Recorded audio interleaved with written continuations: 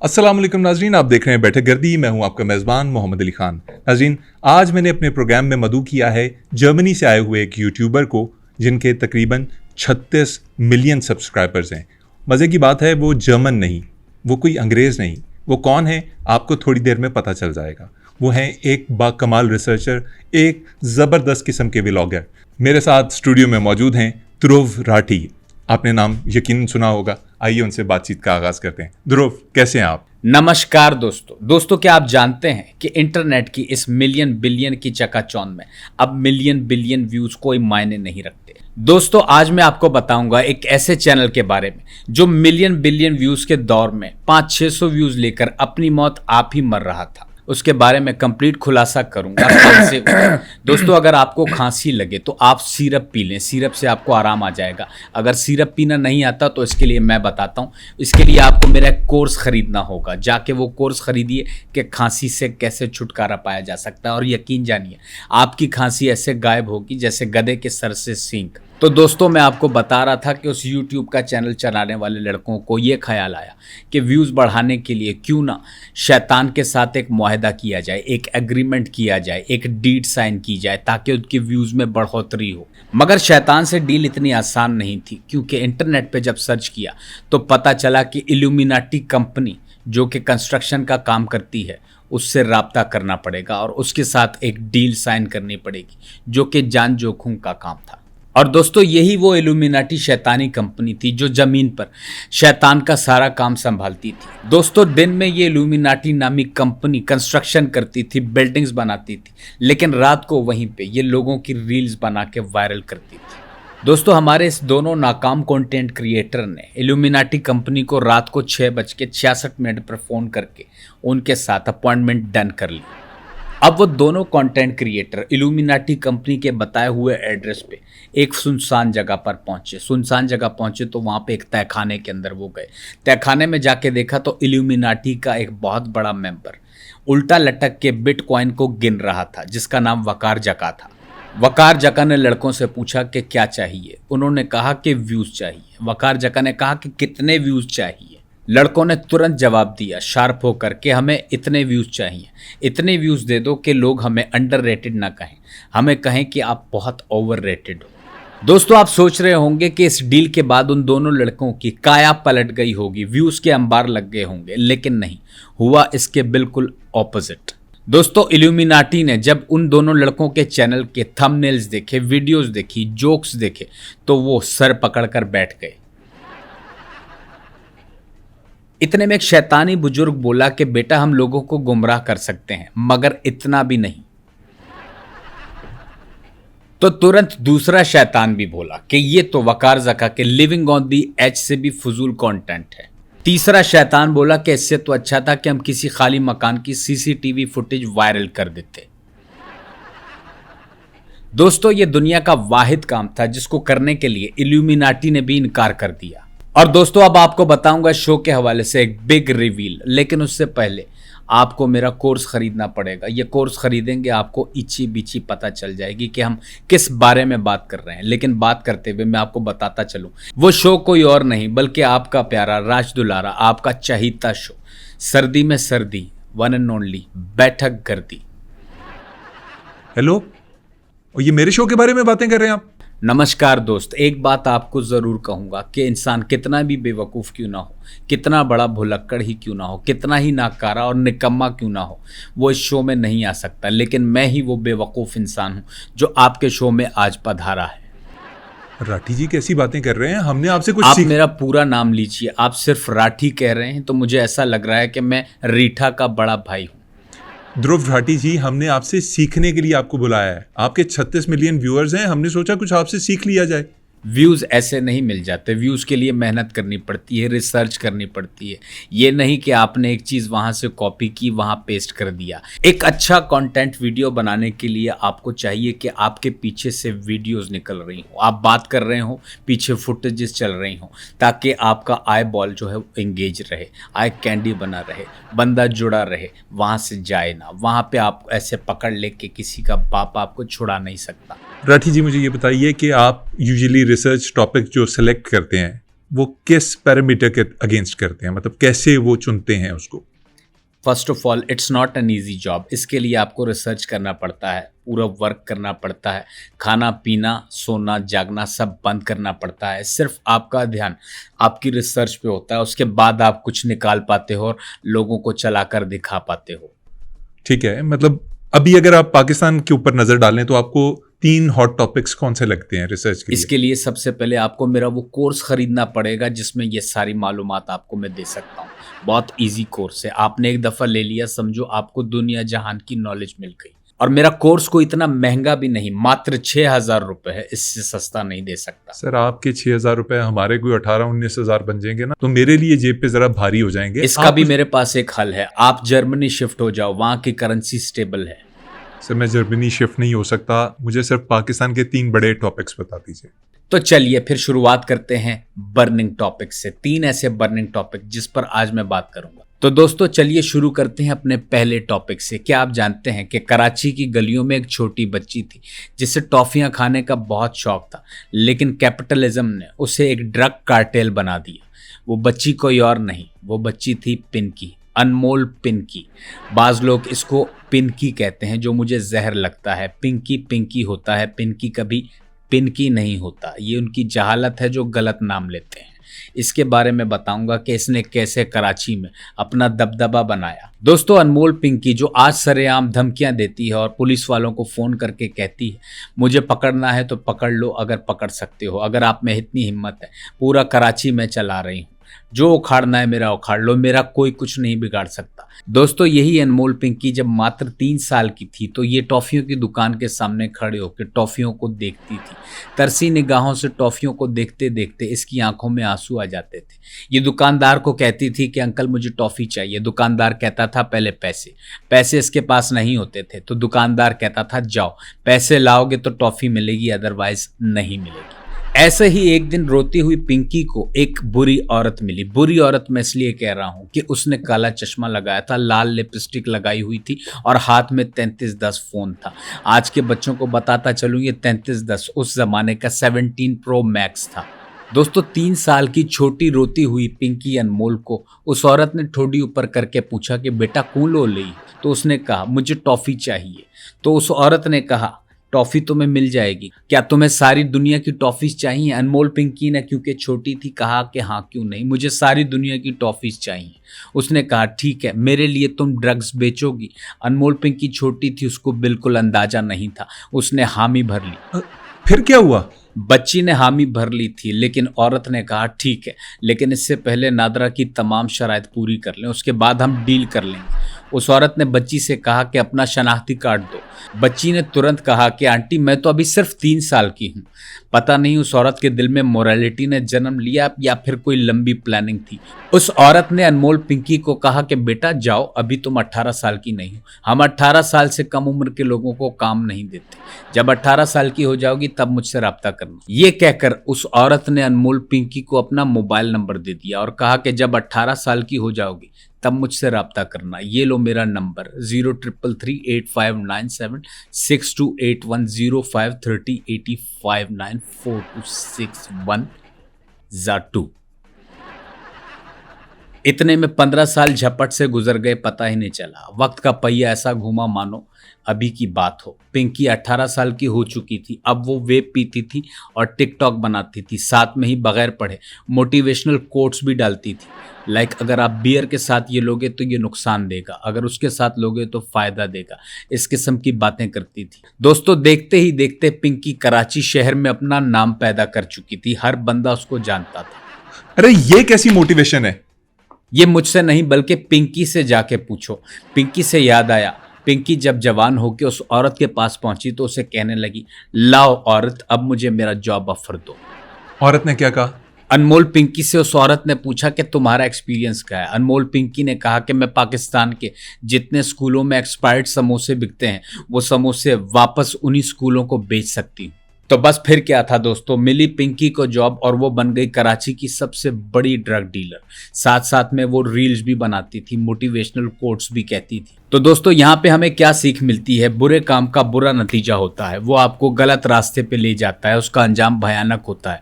वही पिंकी जो थाने और पूरे शहर में पुलिस वालों को धमकियां दे रही थी, भरमबाजी कर रही थी, आफ्टर टॉर्चर वो कहने लगी कि मेरा नाम पिंकी नहीं बल्कि मेरा नाम पिंका है। तो दोस्तों मेरा सैल्यूट है पाकिस्तान की पुलिस को कि जिसने पिंकी को ऐसा सीधा किया जैसे पाकिस्तान की फौज ने मोदी जी को सीधा किया था, कि पिंकी खुद मुंह से बोलने लगी कि मैं पिंकी नहीं, मैं पिंका हूं। एक सेकंड, ये किस किस्म की रिसर्च है? ये मेरी एआई की रिसर्च है दोस्तों। राठी जी, ऐसी ही एक रिसर्च ना आपने पाकिस्तान के बारे में भी की थी। ऑपरेशन सिंदूर जब हुआ था उसके बाद आपने एक वीडियो पाकिस्तान के बारे में भी ऐसी ही बनाई थी। मुझे बनानी पड़ी क्योंकि मेरे ऊपर प्रेशर बहुत था। क्या हो गया कि मैं जर्मनी रह रहा हूँ लेकिन मेरे पास खतरात से निपटने के लिए और कोई रास्ता नहीं था, मुझे मजबूरन वीडियो बनानी पड़ी। आपको पता है मैं न्यूट्रल बात करता हूँ, अच्छा, लेकिन चलें, कहीं चलें, ना चलें, कहीं सफाइयां ऐसा पेश ना मौका या करें। दिन आता है सफाइयां कि पेश ना इंसान करें। को एक पक्ष का साथ देना पड़ता है। राठी जी छोड़ें, जो हो गया सो हो गया। अब ये बताएं दूसरा टॉपिक कौन सा सिलेक्ट किया आपने? दूसरा टॉपिक है मेरा दोस्तों, क्या आप जानते हैं कि पाकिस्तान के मशहूर एक्टर और होस्ट फहद मुस्तफ़ा की टांगों के पीछे का राज क्या है? ये मैं आपको खुलासे के साथ बताऊंगा, लेकिन इससे पहले मैं आपसे एक रिक्वेस्ट करूंगा। अगर आपने ये सब बातें जाननी है, आपको इसकी क्यूरियोसिटी है कि आप ये सब जान जाएं, इसके लिए आपको मेरा कोर्स खरीदना पड़ेगा। कोर्स मेरा है मात्र 6,000 रुपये का। इससे सस्ता कोर्स आपको कोई और नहीं देगा। और एक और बात, कोई अगर आपको ऑनलाइन कोर्स बेचे तो मत लीजिएगा, ये सबसे बड़ा फ्रॉड होता है। लेकिन मैं जो आपको कोर्स दे रहा हूँ ये आपकी ज़िंदगी में एक आसानी पैदा करेगा और आपको बताएगा कि आपने किस तरह से चलना सर, है। फहद मुस्तफ़ा की कहानी सुना दें, उनकी टांगों के बारे में बता दें। फहद मुस्तफ़ा की टांगों के पीछे एक दर्दनाक कहानी है। लोग फहद मुस्तफ़ा की टांगों का मजाक उड़ा रहे हैं, बल्कि उसके कच्छे का भी मजाक उड़ा रहे हैं। लेकिन वो मजाक नहीं उड़ा रहे, बल्कि वह फहद मुस्तफ़ा का कच्छा उतार भी रहे हैं। इसके पीछे जाएंगे और कहानी को हम कुरेदेंगे। हिस्ट्री में जाकर देखना पड़ेगा कि ये इतना माइक्रो लेवल का कच्छा फहद मुस्तफ़ा के टांगों में फिट कैसे आया। यकीन जानिए दोस्तों, जब मैंने पहली बार फहद मुस्तफ़ा की वो टांगों वाली वीडियो देखी, मुझे गुदगुदी हो रही थी और एक तरफ अफसोस भी हो रहा था कि अल्लाह माफ़ी दे, इतनी कमज़ोर टांगे मैंने कभी नहीं देखी। फहद मुस्तफ़ा की टांगे तो मोदी जी की स्ट्रैटेजी से भी कमज़ोर हैं।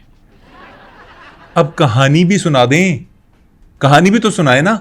कहानी शुरू होती है उन दिनों से जब फहद मुस्तफ़ा ने नया जीतो पाकिस्तान शुरू किया था। एक दिन उसके शो में गरीब बुजुर्ग गए, कपड़े फटे हुए थे, हाल बुरे थे और कमज़ोर टांगे थी।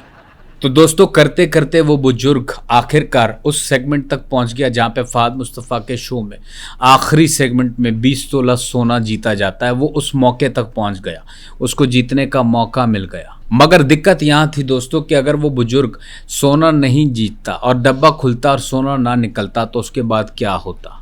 क्या होता? वो बुजुर्ग सारा पैसा, सारा सोना, सब कुछ हार जाता। लेकिन दोस्तों कहानी ने टर्न तब लिया जब फहद मुस्तफ़ा के दिल में आया कि वाइटनिंग इंजेक्शन से मेरी तो लाइफ बदल चुकी, क्यों ना इस बाबा जी की जिंदगी भी बदल दी जाए। फहद इमोशनल हो चुके थे, उनकी आंखों में आंसू थे। बाबा जी के पास सोना जीतने के लिए सिर्फ एक चांस था, लेकिन फहद मुस्तफ़ा ने बाबा जी को आंख का इशारा करके बताया कि सोना किस डब्बे में पड़ा हुआ है। बाबा जी ने डरते डरते उस डब्बे का नंबर बताया और कहा कि खोल दे। जब बॉक्स खुलता है तो यकीन जाने उस बाबा की काया ही पलट गई। बाबा जी 20 तोला सोना जीत चुके थे। दोस्तों जैसे ही बाबा 20 तोला सोना जीतता है उसके बाद फहद मुस्तफ़ा को सलमान इकबाल की कॉल आती है कि बेवकूफ़ इंसान, ये क्या किया तूने, 20 तोला सोने का हिंट क्यों दिया? फहद मुस्तफ़ा ने सलमान इकबाल को कहा कि सलमान भाई सॉरी। सो रही थी जो बरसों से किस्मत, वो जाग गई। बाबा घर पहुंचे तो घर पे जाके उनकी काया ही पलट गई।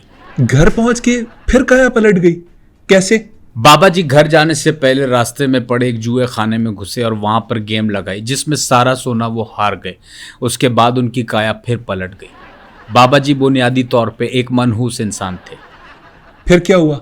बाबा जी ने फहद मुस्तफ़ा के द्वारा 20 तोला सोना जो जीता था उसे हारने के बाद उनको गम लग गया था। उन्होंने ये सोचा कि अब जिंदा रहने का कोई हक नहीं, मैं जाके खुदकुशी कर लेता हूँ। बाबा जी एक ट्रेन की पटरी पर जाकर लेट गए, लेकिन 2 दिन हो गए, लाहौर से ट्रेन आ ही नहीं रही थी कराची के लिए। क्या हुआ फिर? बाबा जी 2 दिन तक ट्रेन की पटरी पर सोए रहे, लेकिन सोते सोते बाबा जी को एक ख्वाब आया।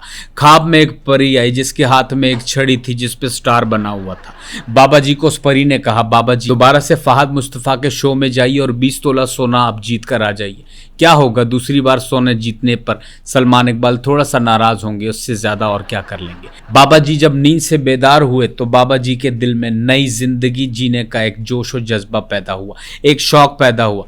लेकिन जब तक बाबा जी ट्रेन की पटरी से उठते, इतने में लाहौर से तेज रफ्तारी के साथ एक ट्रेन आई और बाबा जी की टांगों के ऊपर से चली गई। बाबा जी की टांगे कट गई? नहीं, बाबा जी की दोनों टांगे प्लास्टिक की थी। अरे भाई, दोनों जाहिर है टांगे कट गई और क्या हुआ। बाबा जी मर गए? लेकिन दुनिया से जाते जाते बाबा जी एक विल साइन करके चले गए थे जिसके ऊपर लिखा हुआ था कि मेरे जाने के बाद मेरी ये दोनों टांगे फहद मुस्तफ़ा को दे देना, ये इसके काम आएंगी। एक सेकंड, बाबा जी को कैसे पता था कि उनकी दोनों टांगे कट जाएंगी? मैंने कहा ना कि बाबा बहुत बड़ा जुआरी था, उसने 2 विल साइन की थी दोस्तों। वो बहुत चालाक और शातिर बाबा था। उसने एक में लिखा था कि अगर मेरी टांगे कट जाए तो फहद मुस्तफ़ा को बिल्कुल नहीं देना, तो वहीं दूसरी विल पे उसने लिखा था अगर मेरी टांगे कट जाए, मैं इस दुनिया से चला जाऊं, तो मेरी ये दोनों टांगे फहद मुस्तफ़ा को डोनेट कर देना। आप कहना क्या चाह रहे हैं? फहद मुस्तफ़ा की टांगों से इन टांगों का क्या ताल्लुक है? बहुत गहरा संबंध है दोस्तों फहद मुस्तफ़ा की टांगों से उस बाबा जी की टांगों का। आप गौर कीजिए कि फहद मुस्तफ़ा की टांगे जो कच्छे में आपको नजर आई, वो दरअसल फहद मुस्तफ़ा की टांगे है ही नहीं, वो टांगे बाबा जी की हैं। फहद मुस्तफ़ा की शुरू से ही टांगे थी ही नहीं।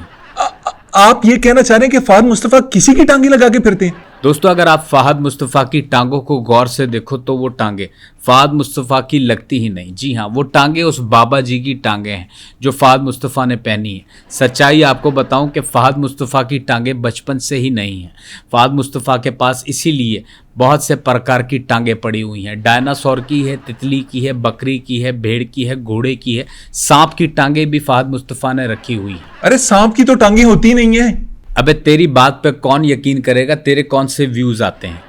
अभी व्यूज वाली क्या बकवास है, हर बंदा ये ताना देके चला जाता है। ये व्यूज का ताना नहीं बल्कि ये आपकी सीख है। आप मेहनत करते रहो, एक दिन ऐसा आएगा कि लोग आपको खुद व्यूज देंगे। आज अगर आपके व्यूज 500-600 हैं, कल को आपके 700-800 भी होंगे। लेकिन वो 800 व्यूज भी आपको कैसे आएगा इसका मैं तरीका आपको बताऊंगा। लेकिन उससे पहले आपको मेरा खरीदना पड़ेगा एक कोर्स जिसकी कीमत मात्र 6,000 रुपये है। उसके अंदर सारी सीढ़ियाँ मौजूद हैं, वहाँ पे आप सीख सकते हैं, देख सकते हैं कि आपके व्यूज की बढ़ोतरी कैसे होगी। यार मुझे ना आपकी रिसर्च के ऊपर ना बड़े शदीद किस्म के तहफ़्फ़ुज़ात हो गए हैं। आप मतलब अजीबो गरीब किस्म की रिसर्च है आपकी। फहद मुस्तफ़ा की टांगे नहीं है, पिंकी जो थी वो बचपन से वो किसी ड्रग कार्टेल का हिस्सा बनना चाह रही थी, किसी औरत ने नंबर दे दिया था। अजीबो गरीब किस्म की बातें मैं करते हैं। कोई भी बात ऐसे नहीं करता, पहले रिसर्च करता हूँ, उसके बाद में अपना वर्डिक्ट देता हूँ या उस पर वीडियो बनाता हूँ। पिंकी और फहद मुस्तफ़ा की जहाँ तक बात है तो प्रॉपर रिसर्च के बाद मैं ये बात आपसे कर रहा हूँ। और जहाँ तक बात रही फहद मुस्तफ़ा के कच्छे की या फिर नेकर या चड्डी की, तो वो माइक्रो लेवल की चड्डी है। इससे पहले ऐसी चड्डी किसी ने नहीं देखी। फहद मुस्तफ़ा की वो चड्डी इतनी छोटी थी कि जितनी छोटी आपके रिश्तेदारों की सोच भी नहीं हो सकती। मैं मानता हूं कि फहद मुस्तफ़ा एक इंटरव्यू में वो चड्डी पहन के बैठे, लेकिन आप ये देखिए कि फहद मुस्तफ़ा कितनी चालाकी से वो असासे छुपा कर बैठा था। आप गौर कीजिएगा, आपको चड्डी के अलावा और कुछ नज़र नहीं आ रहा था।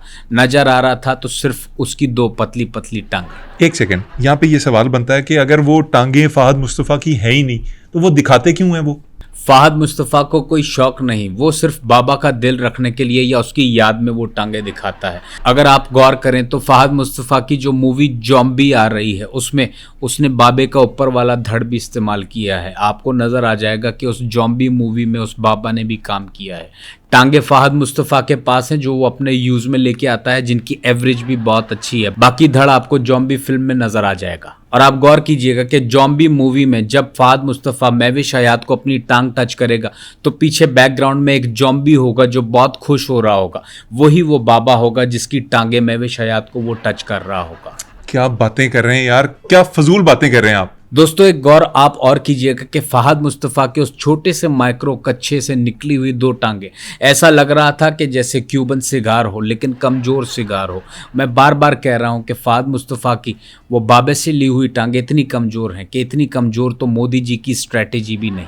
और आपका अगला टॉपिक तीसरा कौन सा है? दोस्तों मेरा अगला टॉपिक है पाकिस्तान में हिट वायरल चलने वाला एक ड्रामा जिसका नाम शैदाई है, जिसके अंदर फिरोज खान ने एक्टिंग की है और लड़की का नाम मुझे नहीं पता, अगर पता होता तो मैं ले लेता। एक तरफ तो पाकिस्तान में इस ड्रामे ने धूम मचाई हुई है, तो दूसरी तरफ कुछ लोग इस पे बात कर रहे हैं कि ये ड्रामा गजनी फिल्म की कॉपी है। दोस्तों वही गजनी फिल्म जो कि हॉलीवुड की एक फिल्म मोमेंटो की कॉपी है, और मोमेंटो जर्मन फिल्म की एक कॉपी है, जर्मन फिल्म एक फ्रांस की फिल्म की कॉपी है, और फ्रांस की फिल्म एक जर्मन फिल्म की कॉपी है, और जर्मन फिल्म एक रशिया फिल्म की कॉपी है, रशियन फिल्म एक सब एक दूसरे की कॉपीज हैं। मैं समझ गया, कहना क्या चाह रहे हैं। इटालियन फिल्म एक बांग्लादेशी फिल्म की कॉपी, सर और बस कर दें। बांग्लादेशी फिल्म एक तमिल फिल्म की कॉपी है, और तमिल फिल्म एक पाकिस्तानी फिल्म की कॉपी है। ये अब पाकिस्तानी फिल्म कौन सी थी? वो फिल्म थी अम्मा देख तेरा मुंडा बिगड़ा जाए।